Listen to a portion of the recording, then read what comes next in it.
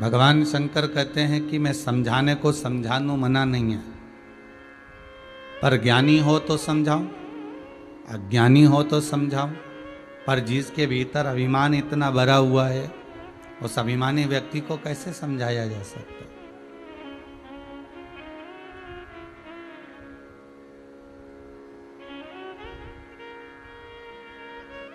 अहंकारी व्यक्ति को समझाना बड़ा कठिन काम है। हे अच्छा, शंकर की आराधना करता है, हे अच्छा, रोज शिव जी की अर्चना करता है, रोज शिव जी की पूजन करता है, बहुत अच्छा है रावण। पर जो भीतर अहंकार भरा हुआ है, जो भीतर अभिमान भरा हुआ है, इस अभिमान के बल पर ही अपना कुल भी डुबो बैठेगा।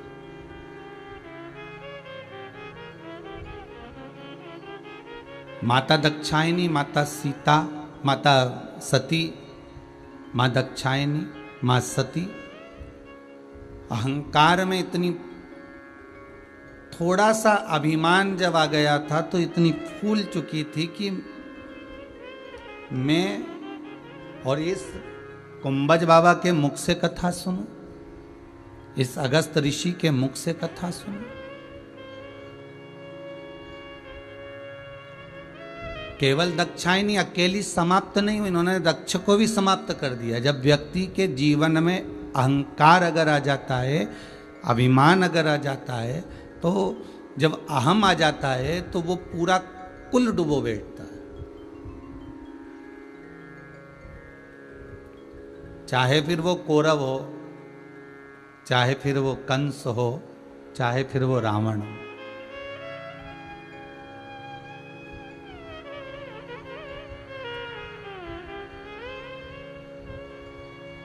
शिव महापुराण की कथा कहती है तुम्हारे पास में कुछ हो ना हो पर मंत्र जरूर ना, अर्थात भगवान का नाम जप जरूरी। क्या होता है मंत्र जाप से, क्या होता है नाम जाप से? तो कहा जितना हम भगवान का नाम लेते हैं उतना भीतर का अहम, उतना भीतर का अहंकार हमारा निकल जाता है। तो किसी ने एक प्रश्न किया है कि महाराज आप कहते हो कि मंत्र जाप से अहंकार निकल जाता है, तो रावण भी तो शंकर का नाम लेता था, फिर उसका अहंकार क्यों नहीं निकला? फिर समझ लेना महाराज जी, रावण शिव का नाम कब लेता था? जब शंकर के सामने होता था।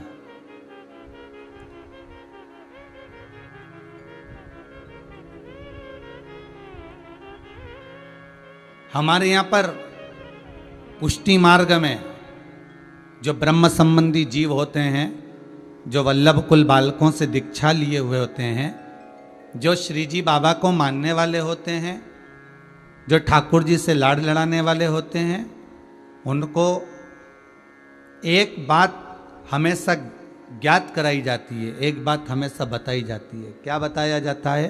कि आप यदि ठाकुर जी की सेवा कर रहे हो, आप ठाकुर जी से लाड़ लड़ा रहे हो, आप ठाकुर जी का श्रृंगार कर रहे हो, और ठाकुर जी से लाड़ लड़ाने के बाद आप ठाकुर जी के सामने अपनी पोथी पाना लेकर मत बैठो।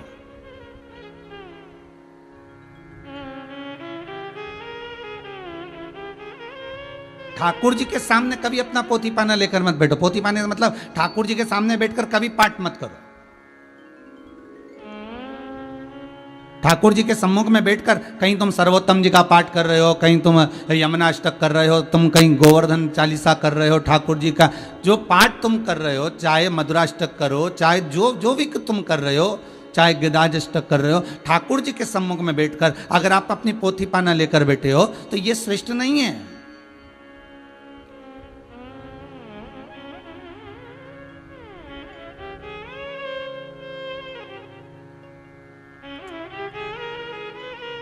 एक छोटी सी लीला से भगवान ने, श्रीमद् वल्लभाचार्य जी ने संवाद को लिया। छोटी सी लीला से मैया लाला को दूध पिला रही है और चूल्हे पर दूध तपने रखकर आ गई है। अब मैया लाला को दूध तो पिला रही है, पर स्तनपान कराते हुए मैया यशोदा का ध्यान लाला पर नहीं है, मैया यशोदा का ध्यान उस चूल्हे पर रखे हुए अंगीठी पर, उस पात्र पर जिसमें दूध उकल रहा है, जिसमें दूध गर्म हो रहा है, मैया यशोदा का ध्यान उस पात्र पर है। थोड़ी देर बाद मैया लाला को उतारी, गोदी से नीचे चली गई पात्र को उतारने, तो लाला ने मटकियों को फोड़ दिया। 11 मटकी एक के ऊपर एक रखी हुई थी। उन 11 मटकियों में से नीचे की मटकी में कन्हैया ने लात मारी और मटकियां 11 की 11 फूट गई। श्रीमद् भागवत कथा कहती है ये 11 मटकी कौन सी हैं? ये 5 कर्मेंद्री, 5 ज्ञानेंद्री और एक मन की मटकी है। ये 11 मटकियों को तोड़ दिया गया और 11 मटकी जब फूट गई, 5 कर्मेंद्री, 5 ज्ञानेंद्री और एक मन की मटकी फूट गई, तब ध्यान में आया यशोदा जी को कि मुझसे गलती हो गई, मैं लाला को छोड़कर दूध पर ध्यान दे रही थी।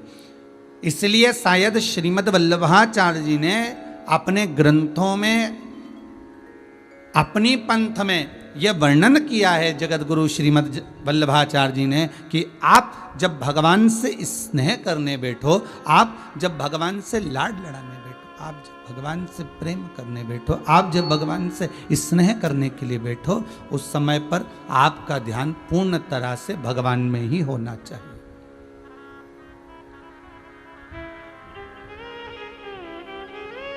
उस समय पर आपका चित्त, आपकी वृत्ति, आपका मन परमात्मा में होना चाहिए।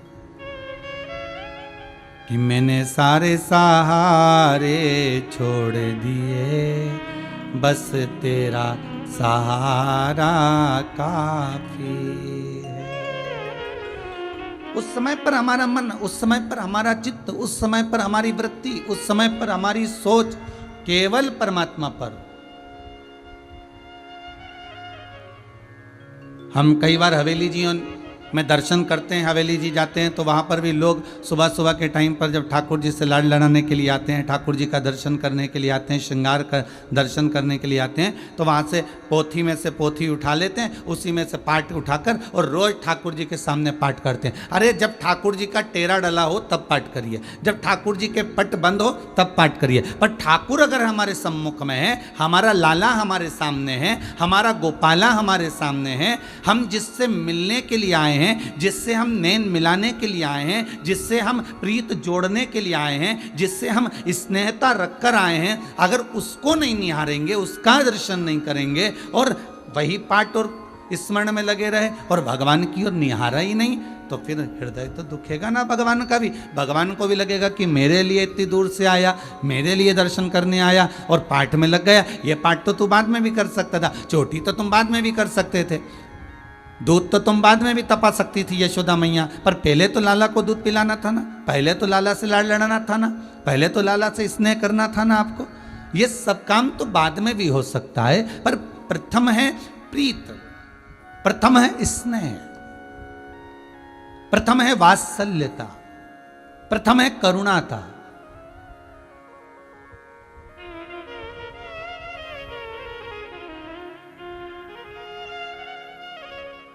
भगवान को पाने के लिए तो लंकादि रावण को आप समझाते क्यों नहीं हो? शंकर जी से पूछा, कहा गया कि भगवान विष्णु ने, भगवान ब्रह्मदेव ने, भगवान इंद्र ने, जल देव, वरुण देव, यक्ष देव आदि आदि सारे देवों ने कहा। शंकर जी बोले मैं समझाने को समझा दूं, पर ज्ञानी को समझा दूं, अज्ञानी को समझा दूं, पर अभिमानी को कैसे समझाऊं? व्यक्ति का अभिमान कब जाता है? जब उसके मुख से भगवान का नाम निकलता है। तो रावण तो तुम्हारा नाम लेता है, शंकर जी कहते हैं रावण मेरा नाम कब लेता है? जब मेरे सामने होता है, उसके सिवाय रावण के मुख पर मेरा नाम नहीं आता, उसके सिवाय लंकाधिपति के मुख पर मेरा नाम नहीं आता। संसार का मनुष्य हर पल, हर घड़ी, हर क्षण मेरा स्मरण करे।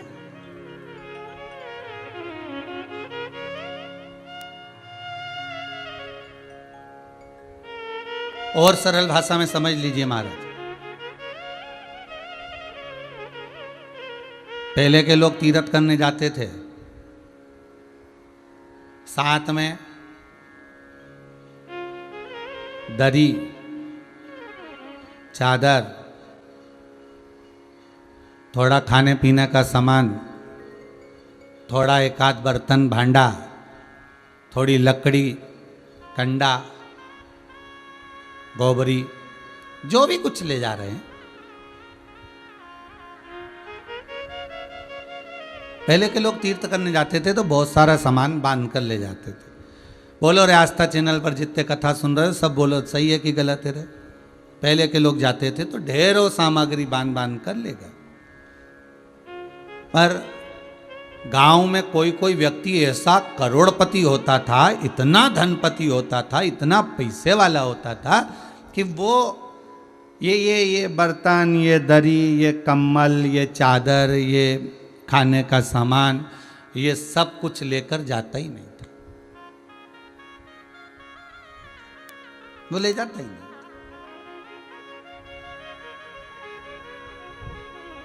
ये वस्तुएं वो लेकर नहीं जाता है। वो क्या लेकर जाता है? तो उससे पूछा कि तुम क्या लेकर जाते हो, बोलो। तो बस जेब में 2500 के नोट की अच्छी बढ़िया कड़क कड़क गड्डी को जेब में फंसाया, धोती में बांधा और वो लेकर चला गया। तो इतनी सी गड्डी से 500 के नोट की, 2000 के नोट की इस गड्डी से क्या होगा? तो कहा ये बर्तन ले जाने की ज़रूरत नहीं पड़ेगी, ये कम्बल ले जाने की ज़रूरत नहीं पड़ेगी, ये चादर ले जाने की ज़रूरत नहीं पड़ेगी, ये खाने का सामान ले जाने की ज़रूरत नहीं पड़ेगी। अगर ये गड्डी मेरे पास है नोट की तो बस सारा सामान मेरे पास में आएगा। बोलो रे भाई सही है कि गलत है? जितने आस्था पर कथा सुन रहे हो, जितने फेसबुक यूट्यूब पर कथा सुन रहे हो, मोबाइल पर सुन रहे हो, ये सारी सामग्री ले जाओगे क्या? नहीं, बस एक 2000 के नोट की गड्डी जेब में रख लो, 500 के नोट की गड्डी जेब में रख लो और चले जाओ। फिर तीरथ करना, फिर तो तुम जहाँ पैसा फेंकोगे तो होटल का रूम भी मिलेगा, फिर तो तुम्हारे लिए गादी तकिया लोग लेकर आएंगे, फिर तो तुम्हारे लिए लोग धन दौलत संपदा जो तुम्हें चाहिए, भोजन चाहिए भोजन, पंखा चाहिए पंखा, ऐसी चाहिए ऐसी, गाड़ी चाहिए गाड़ी, जो तुम बोलोगे वो सब तुम्हारे सामने होगा। तुम बोलोगे गुलाब जामुन खाना है तो गुलाब जामुन होगी, तुम बोलोगे कि हमको चांदी की थाली में खाना है, चांदी की थाली होगी।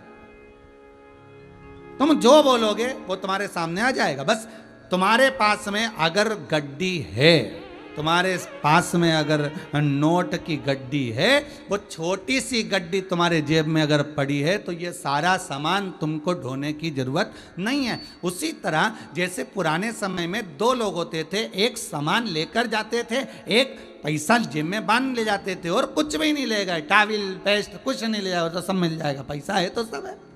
उसी तरह शिव महापुराण की कथा कर रही है, अगर तुम्हारे मुख में भगवान का भजन है, ये छोटा सा मंत्र जाप, छोटा सा नाम जाप, छोटा सा स्मरण श्री शिवाय नमस्तुभ्यम या राम नाम, कृष्ण नाम, शिव नाम, जो तुम जप सकते हो, तुम्हारे पास में अगर भगवान के नाम की गड्डी है तो तुम्हें कुछ भी लेकर नहीं जाना। वैसे भी जाते समय क्या लेकर जाओगे, अंतिम समय में क्या ले जाओगे, सब यहीं छोड़कर जाओगे। परंतु वो गड्डी भगवान के नाम की, वो नोट की गड्डी शिव के नाम की, वो भगवान के नाम की गड्डी तुम्हारे पास में इस आत्मा में होगी और होगी। अगर वीडियो पसंद आई हो तो चैनल को सब्सक्राइब करें, लाइक कमेंट शेयर करना बिल्कुल भी ना भूलें। हर हर महादेव आप सभी को। और ऐसे ही प्यार भरी शिव महापुराण देखने के लिए भक्ति से भरी हुई हमारे चैनल को सब्सक्राइब कर लें। और शिव महापुराण में आपको हर तरह के उपाय और सब कुछ मिलेगा, जिससे आपके घर में सुख शांति समृद्धि बनी रहेगी हमेशा। जो भी शिव भक्त हैं हमारे चैनल को सब्सक्राइब करें। जो भी मेरी माताएं बहनें हैं भाई हैं, हर हर महादेव अवश्य लिख के जाएं। श्री शिवाय नमस्तुभ्यम सभी को। माताएं पल्लू में पैसा बांध कर रखती थी, जहां जरूरत पड़ा वहां दे दिया। और आज की माताएं पैसे को चामड़े के पर्स में रखती हैं, चामड़े के पर्स में। आजकल की माताएं पैसे को चमड़े के पर्स में रखती हैं, निकाला। अब विचार करिए, पल्लू में अगर पैसा बंधा हुआ है तो तुम कहीं पर भी खोलकर दे सकते हो। पल्लू में अगर पैसा बंधा हुआ है तो तुम कहीं पर भी दे सकते हो। और अगर चमड़े के पर्स में पैसा रखा है और तुम जा रही थी कथा में, तुम जा रही थी कहीं बाजार और मालूम पड़े वो पर्स छूट गया, ऑटो में, गाड़ी में, घर पर, दुकान पर, और चमड़े का पर्स वहीं की वहीं रह गया। अब तुम्हारे पास देने के लिए कुछ भी नहीं है। तुम्हारे पास देने के लिए अब कुछ भी नहीं। तो पहले की माताएं और आज की माताओं में अंतर है। पहले की माता और आज की माताओं में अंतर है। महाराज, ये भगवान के नामों को, ये भगवान के स्मरण को, शिव महापुराण की कथा कहती है कि इस चमड़े के पर्स में मत रखो। ये चमड़े के पर्स में अगर भगवान के नाम को तुम रखोगे, चमड़े के पर्स में अगर भगवान के नाम को रखोगे तो ये चमड़े का पर्स यहीं पर छूट जाएगा। इसलिए कहा हृदय रूपी पल्लू में बांध कर रखो। हृदय के पल्लू,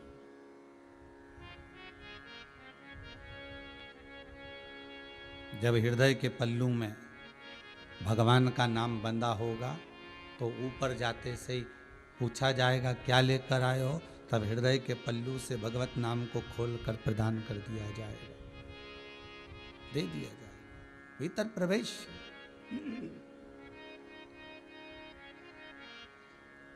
तुम्हें ज्ञानी को होता रावण तुम्हें समझा देता, अज्ञानी होता रावण तुम्हें समझा देता, पर अभिमानी रावण को समझाना बहुत कठिन है काम है, बहुत कठिन है महाराज।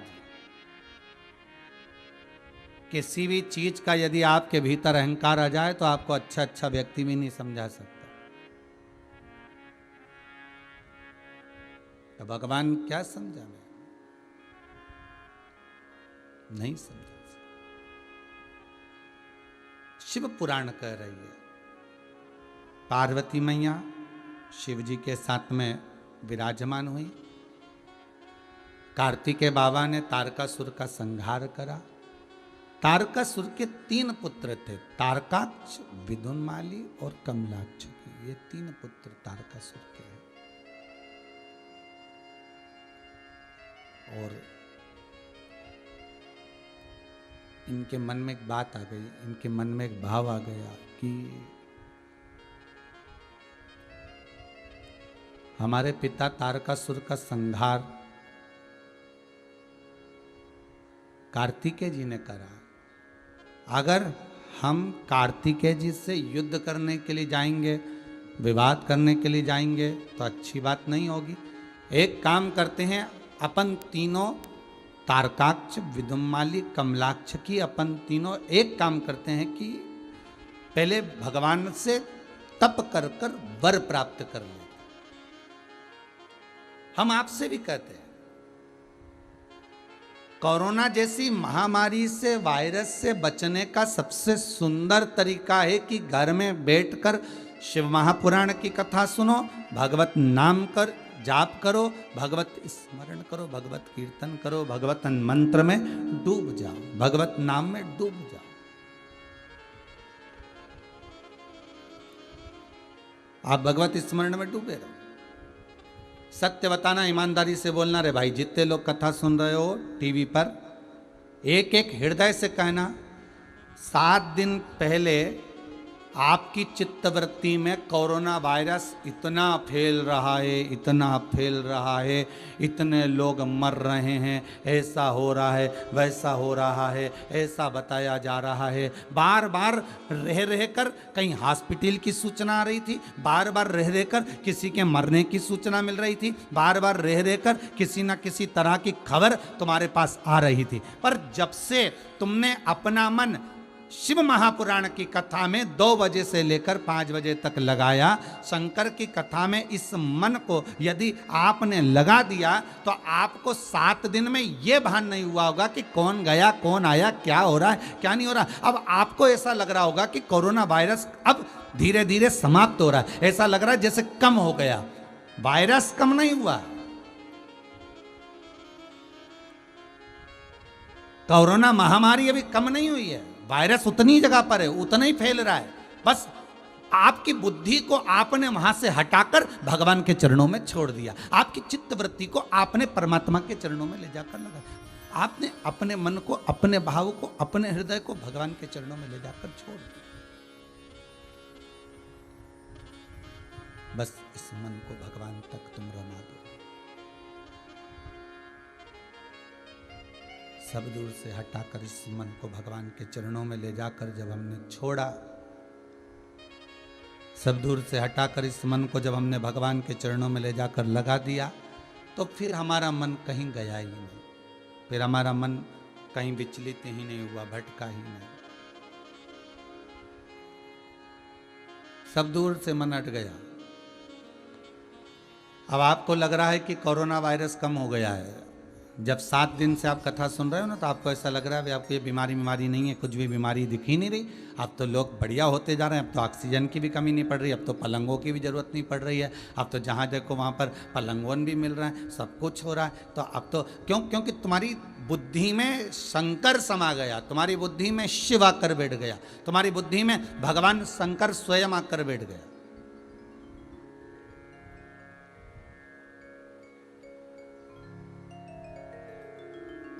और यही होना चाहिए। एक बार जो शंकर को पहचान गया, एक बार शंकर का अनुमोदन जिसने कर लिया, जैसे तारकासुर के 3 बेटे तारकाक्ष, विदुमाली, कमलाक्ष की, इन तीनों ने विचार कर लिया कि अब हमें भटकना नहीं है, अब हमें शंकर का अनुमोदन करना है, अब हमें शिव का स्मरण करना है, अब हमें शंकर की भक्ति में डूबना है, अब हमें कुछ नहीं करना, शंकर का अनुमोदन करना।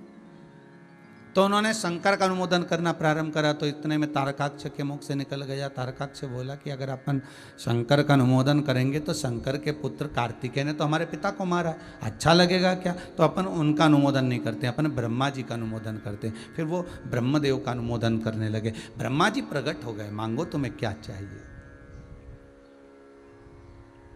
तुम्हें क्या प्रदान किया जाए।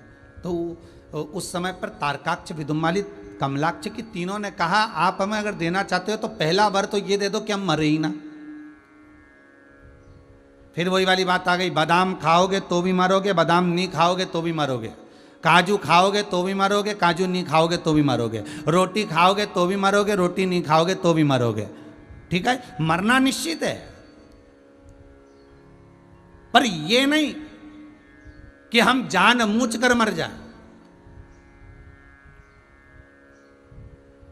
हम जान कर मर जाए।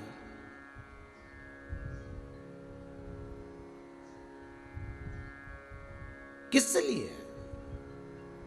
अभी एक 3-4 दिन पहले एक सूचना मिली थी कि एक लड़के को कोरोना हो गया, उसके घर में उसकी माँ को भी हो गया, उसके पिता को भी हो गया, तो लड़का मालूम पड़े अपने प्राणों को भी त्याग दिया, अर्थात फांसी लगाई और चला गया। ऐसे मरने से सुख का भान नहीं है महाराज। आप थोड़ा शास्त्र तो उठाओ। द्रौपदी के 5 पुत्र युद्ध के मैदान में मर गए। द्रौपदी के 5 पुत्र सोते हुए पलंग पर मर गए, अश्वत्थामा ने मारा था।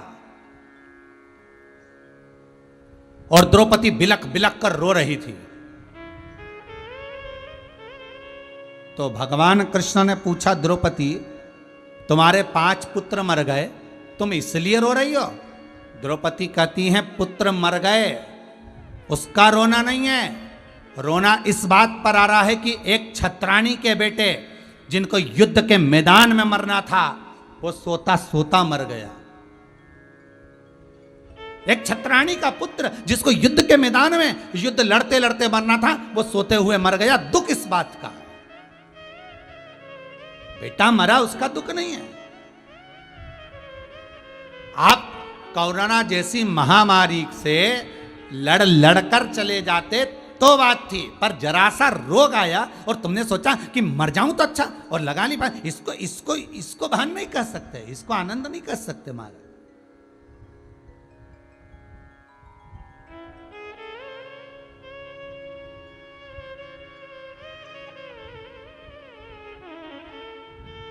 हमारे वो भगत बहुत अच्छा भगत भजन गावे कि कर लूंगा 2 बात में उस काल के आगे, और काल क्या करेगा महाकाल के आगे। महाराज जब युद्ध का समय आ जाए, भले तुम में इतना बल ना हो, भले तुम में इतना दम ना हो, भले तुम में इतनी प्रबलता ना हो, पर फिर भी डटे रहना। और आपसे भी निवेदन है जो हॉस्पिटल में पड़े हुए हैं, चाहे थोड़ी सी कोरोना वायरस अगर शरीर को लग भी गया है, घर में कोई बीमार पड़ा है, तो उसका विल पावर मजबूत करना और कहना डरने की बात नहीं है, लड़ना है। इतना बल तुम्हारे शरीर में भगवान ने दिया है। मनुष्य को भगवान जब पैदा करता है तो इतना बल देकर पैदा करता है कि हर बीमारी से, हर चीज से ये मनुष्य लड़ सकता है, यहां तक शेर से भी लड़ सकता है। तो ये वायरस क्या लगे? इतना बल देकर भगवान तुम्हें पैदा करता है। शंकर भगवान से पूछा, जब ये सृष्टि का निर्माण हो रहा था तो भगवान शिव ने जलदेव से पूछा, हे जल नारायण, हम मछली बना रहे हैं, हम मगर बना रहे हैं, हम जलचर बना रहे हैं, आप क्या इनको जीवित रखोगे? जल ने कहा, अगर मछली मेरे साथ में रहेगी और मुझ में रहेगी तब तक की गारंटी मेरी है कि मछली का बाल बका नहीं होगा, जलचरों का बाल बका नहीं होगा, जल में रहने वाला जीव मैं मरने नहीं दूंगा अगर मेरे पास रहेंगे तो। पृथ्वी से पूछा भगवान शंकर ने, हम वृक्ष बना रहे हैं, ये 20 लाख योनियां हम प्रकट कर रहे हैं वृक्ष की, और हम ये वृक्ष अगर बना रहे हैं तो पृथ्वी तुम क्या इनको जीवित रखोगी? पृथ्वी ने कहा, मिट्टी बोली, ये मेरी गारंटी है, जब तक पेड़, वृक्ष, पौधा मुझ में लगा रहेगा, चिपका रहेगा, बना रहेगा, तब तक की गारंटी मेरी है कि मैं इनको मरने नहीं दूंगा। फिर भगवान विष्णु ने शंकर जी से कहा, मनुष्य बना रहे हैं, क्या करना है? और आप मृत्यु लोक के देवता हो, आप ही हो जो इनको संभाल सकते हो। हम ब्रह्मलोक में रहते हैं, ब्रह्मा बैकुंठ में रहते हैं भगवान विष्णु, और आप रहते हैं मृत्यु लोक में। केवल एक आप ऐसे हो जो मृत्यु लोक में रहकर आप संभाल सकते हो, नीचे की नीचे आप संभालो।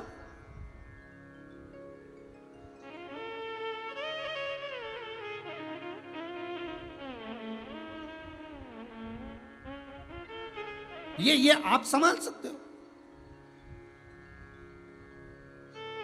ये आपके ऊपर है, आप संभालिए। तो शंकर भगवान ने कहा, अगर आप मनुष्य बना रहे हो और अगर मनुष्य जब उसको दुख आए, तकलीफ आए, कष्ट आए, अगर वो मुझसे लगा रहेगा, शंकर जी कह रहे हैं, तो उसका बाल बांका नहीं होने दूंगा, ये भी पक्का है।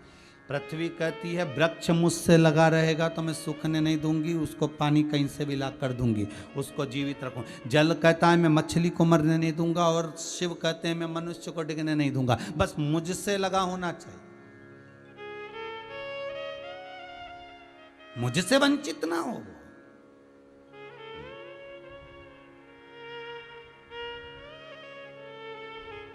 बहुत मायना रखता है साहब, आप रहते कहाँ हो?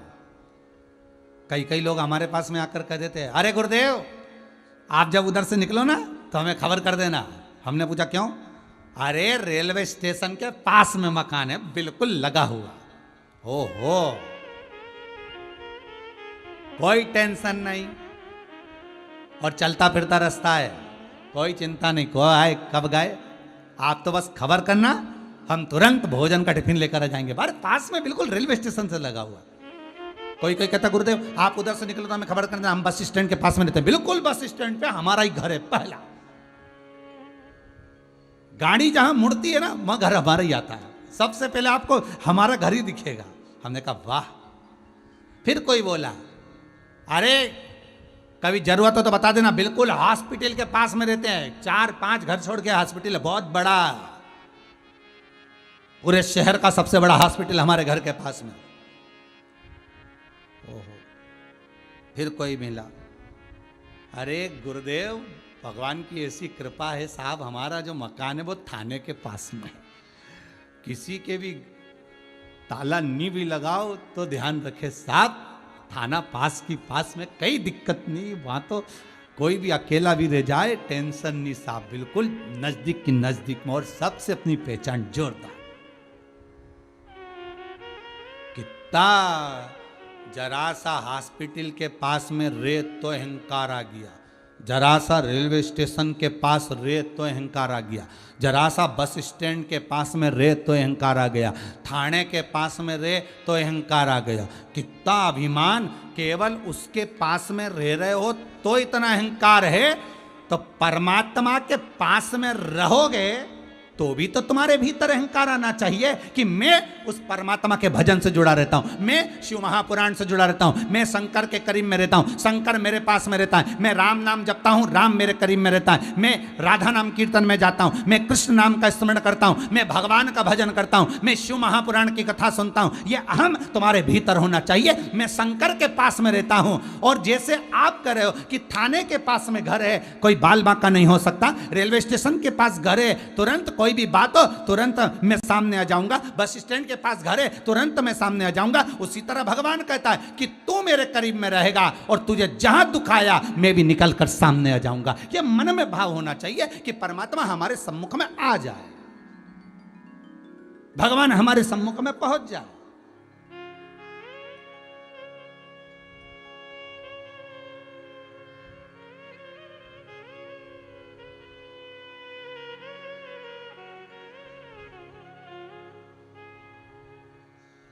कोई पूछे कह सकते हो,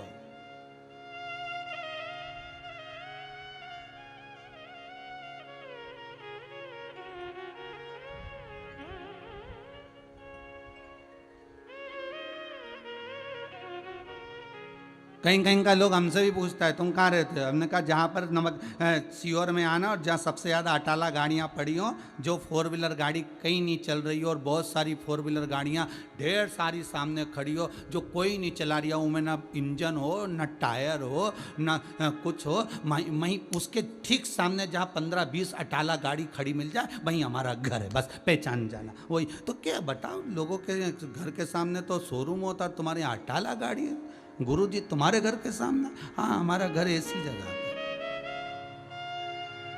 भगवान भी रोज सुबह से उठकर यही बताता है कि ये गाड़ी दुनिया के लोग नहीं चला रही, ये गाड़ी मैं चला रहा हूँ। इसलिए शंकर जी ने ऐसी जगह ले जाके बिठा दिया, ये अटाला गाड़ियों के सामने सम्मुख में ये कोई नहीं चला रहा।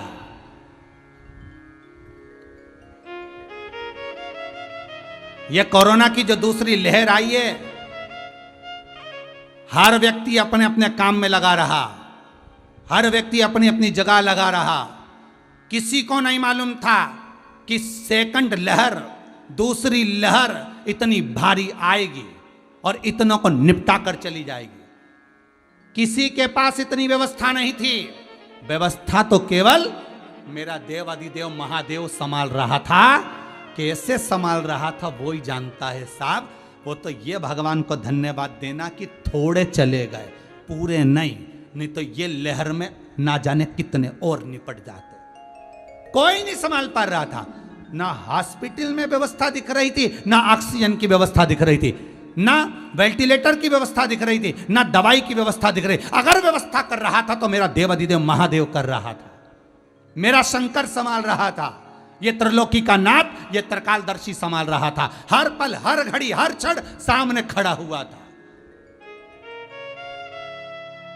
चारों तरफ भय, चारों तरफ। वो तो ये शिव महापुराण की कथा राजगरिया परिवार को धन्यवाद दूंगा, इनने चालू करा दी तो लोगों का मन हट गया और लोगों का ध्यान इस बीमारी से हटकर कथा में लग गया। और कथा में लग गया तो अब इनको लग रहा है कि बीमारी समाप्त हो गई, अब ये बीमारी गई, अब बीमारी चली गई, तो इनके मन से वो भय चले गया। ये शिव ने बड़ी कृपा करी है, ये शंकर ने दया करी, ये करुणा सागर शिव की दया है। और आप सबने जो कल ढेर सारे ना जाने कहां कहां फोन लगाए और फोन लगा कर कहा 19 तारीख से गुरुजी की कथा आएगी, 2 बजे से समय दो। आपने इतने फोन लगा दिए कि आखिर चैनल वालों का फोन आ गया, उन्होंने कह दिया दादा 2 बजे तुम्हारी कथा बात चलो 19 तारीख से वापस। ये शिव की कृपा है।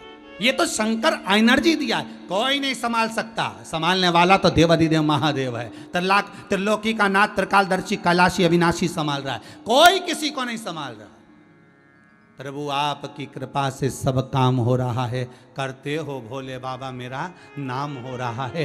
कोई को कहाँ है, कौन क्या कर रहा है, कौन। और एक और बात कहें साहब, डॉक्टर अपना काम कर रहे हैं, कलेक्टर अपना काम कर रहे हैं, एसपी डीएसपी अपना काम कर रहे हैं, तुम्हारे सामने आकर बार बार बोल रहे हैं मास्क लगाओ, हाथ धो, सोशल डिस्टेंसिंग का पालन करो। वो बार बार कर रहे हैं और आप उसका अमल करो, उसको पहचानो, उसको जानो।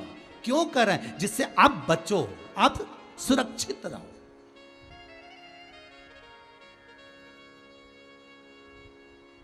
आप बचे रहो, आप सुरक्षित रहो। कौन संभाला? तो अगर आपके बच्चों को आप कह सको, आपके बच्चों को अगर आप ज्ञान दे सको, और कोरोना महामारी जब समाप्त हो जाए, और समाप्त होने के बाद जैसे पूरा युद्ध समाप्त हो गया था कौरव और पांडवों का, उठाकर देखो बर्बरिक की कथा,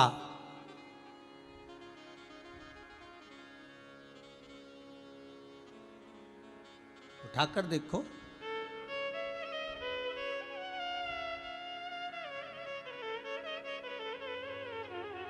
भगवान कृष्ण शीश मांग कर ले आए थे। शीश को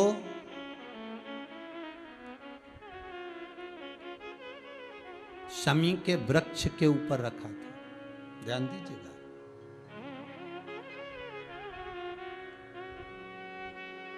शमी के वृक्ष के ऊपर शीश को रखा। पूरा युद्ध हो गया,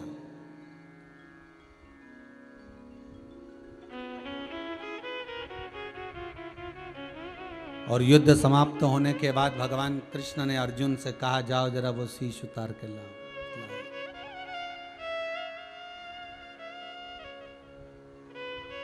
पूछा, युद्ध के मैदान में क्या देखा? बर्बरी कहते हैं कुछ नहीं देखा, केवल इतना देखा, मारने वाला भी कृष्ण था और बचाने वाला भी कृष्ण था। कोई ना कौरव थे ना पांडव थे।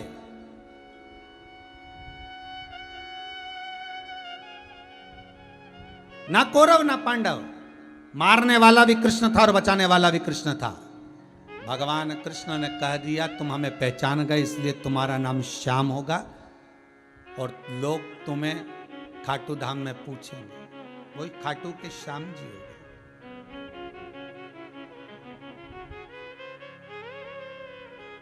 जैसे भगवान ने पूछा कि कौन मार रहा था, कौन बचा रहा था, क्या देखा, और बर्बरीक ने कह दिया कि कृष्ण बचा रहे थे, कृष्ण ही मार रहे थे। आपके बच्चे जब कोरोना बीमारी समाप्त हो जाएगी, 2 4 8 साल निकल जाएंगे, जब आप अपने बच्चों को ज्ञान दोगे, समझाओगे ऐसी बीमारी आई थी, ऐसी बीमारी आई थी, तो बच्चे पूछेंगे कौन बचा रहा था, उस समय कौन सामने आया था। तो बच्चों को कहना पड़ेगा, केवल बचाने वाला एक ही था, त्रिलोकी का नाथ, मेरा विश्वनाथ, मेरा शंकर, मेरा कुबेर भंडारी, मेरा शिव, उसके सिवाय कोई नहीं था। दुनिया मरती जा रही थी और शंकर अमृत बरसाते जा रहा था। दुनिया अपना काम, कोई नहीं था, मारने वाला भी वही था और बचाने वाला भी वही था।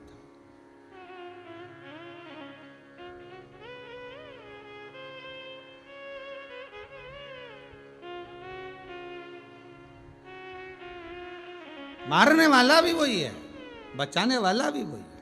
हम तो केवल एक निमित्त मात्र बनकर सम्मुख में आए हैं। सम्मुख में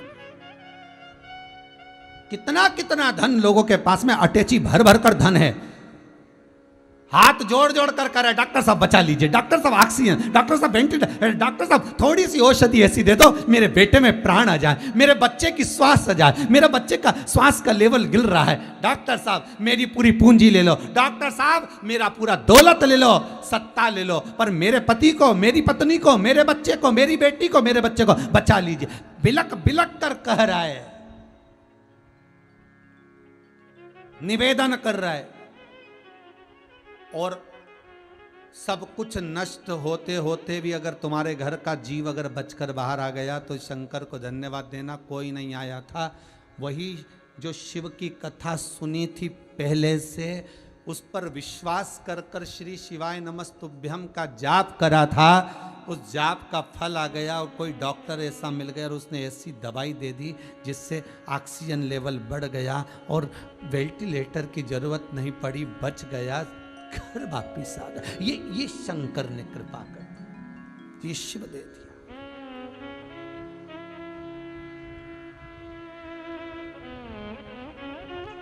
पार्वती तारकाक्ष विदुमाली कमलाक्ष की करें, हमें वर दीजिए ब्रह्मदेव के हमारे प्राण ना छूटे। ब्रह्मा जी बोले ऐसा कोई वर नहीं होता कि मरोगे नहीं, मरना तो पड़ेगा, निश्चित है, आई है तो जाना पड़ेगा, पर निवेदन इतना सा है, जान कर कर जान मुझ कर मरना नहीं है। मरो मरो सब कोई कहे, मर के देखे कोई, और मरो तो ऐसा मरो कि फिर संसार सागर में जन्म ना हो। अगर मरने का शौक चल रहा है, तुम्हारे मन में आ गया कि मैं तो मरूंगा, सुसाइड करूंगा, और मरने की प्लानिंग आ गई, तो थोड़ा चेंज करो। ये डूब कर मरना, फांसी लगा कर मरना और दवाई खा कर मरना, ये फैशन पुराना हो गया। कोई नया फैशन लेकर आओ कि मैं भगवान का भजन करूंगा, सामने जो आया है उससे युद्ध होगा, भले फिर मर जाऊं, कर लूंगा दो दो हाथ में उस काल के आगे, और काल क्या करेगा काल क्या, फिर वो सामने आए, सम्मुख में आए, तुम्हारा भक्ति, तुम्हारा बल, तुम्हारा विश्वास, तुम्हारी दृढ़ता, तुम्हारा शंकर के प्रति अनुमोदन, फिर जिस दवाई को भी तुम खा रहे हो शंकर का नाम लेकर, शंकर की औषधि जानकर, फिर बाल बक्का नहीं हो सकता।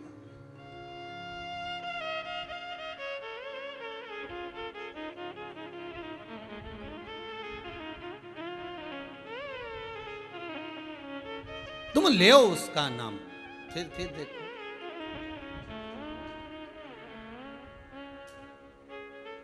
सब केवल नाम लेकर ही तरे हैं। राम नाम, कृष्ण नाम, शिव नाम स्मरण करते करते करते करते करते करते ना जाने कितने तर गए और कितने ही तर जाना है। विश्वास दिल में होगा तो भगवान पत्थर में से भी प्रकट होगा। विश्वास नहीं होगा तो रोज मंदिर जाकर घंटी बजाना, अगरबत्ती लगाना, दिया लगाना, रोज जाकर जल भी चढ़ाना, तो भगवान नहीं मिलेगा, भगवान प्राप्त नहीं होगा।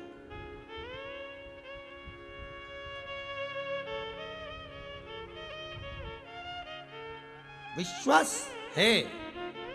कितना सुंदर है राम जी तुलसीदास जी मथुरा घूमने को आए तो गोवर्धन पर्वत पर गए, गिरिराज बाबा का दर्शन करने गए, तो तुलसीदास जी ने प्रणाम नहीं करा। सूरदास जी ने पूछा क्यों ना कर रहे हो, प्रणाम करो, ये ठाकुर जी हैं। कि नहीं, इनके हाथ में धनुष बाण नहीं है, धनुष बाण लेंगे तो मैं प्रणाम करूंगा। भगवान कृष्ण को धनुष और बाण लेना पड़ा।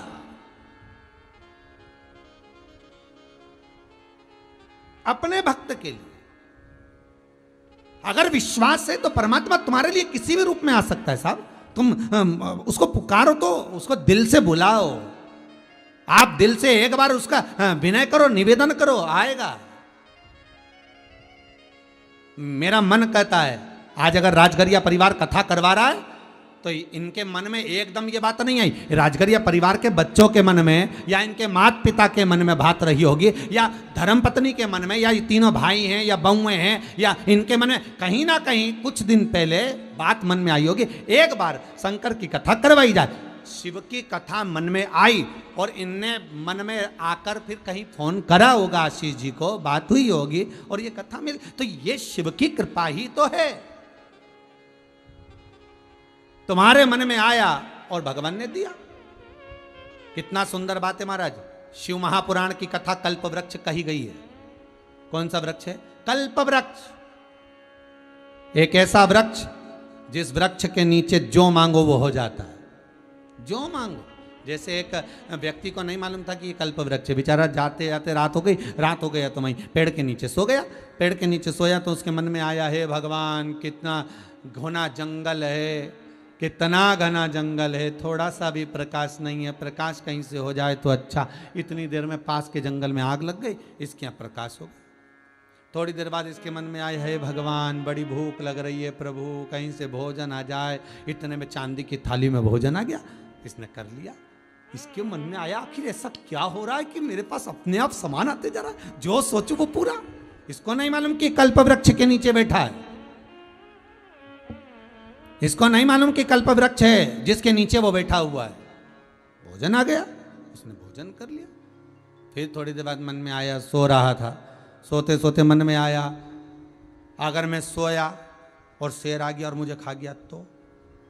इतनी देर में शेर भी आ गया, इसे निपटा के भी चले गया, क्योंकि कल्प वृक्ष के नीचे बैठा।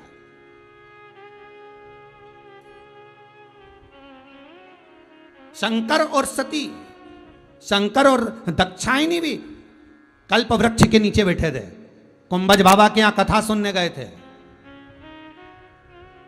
और कुंभज बाबा की कथा सुनते सुनते शिव जी के मन में आया मुझे राम का दर्शन होना चाहिए, तो राम का दर्शन हुआ। और सती के मन में आया ऐसा शरीर पाने से तो अच्छा है कि मैं जलकर भस्म हो जाऊं, तो सती जलकर भस्म हुई। कल्प वृक्ष। शिव महापुराण की कथा यदि आप श्रवण कर रहे हो, भले टीवी चैनल के सामने बैठकर सुन रहे हो, भले आप मोबाइल पर सुन रहे हो, जिस भाव से आप कथा सुन रहे हो, आपके मन में जो कामना होगी शंकर वो पूरी करेंगे। इसलिए फिर निवेदन कर रहा हूं, 7वें दिन की कथा है, तुम्हारे मन में ये कामना करना कि यह कोरोना महामारी समाप्त हो, जग का कल्याण हो, विश्व का कल्याण हो, मेरा भारत देश, मेरा विश्व फिर उन्नति की सीढ़ी पर आगे बढ़े। और बाबा ऐसी कृपा करना, हम सब का स्वास्थ्य अच्छा रखना। अभी भगवान से धन भले मत मांगना, क्योंकि स्वास्थ्य अच्छा रहेगा तो धन तो बाबा खूब दे देगा, क्योंकि पेट भरने की जवाबदारी उस परमात्मा की है। तुम्हें चिंता नहीं करना। अरे पैदा हुए थे तो कौन सी नौकरी करने गए थे रे? अरे ओ भैरू, कौन सी नौकरी करने गए थे पैदा होने के बाद?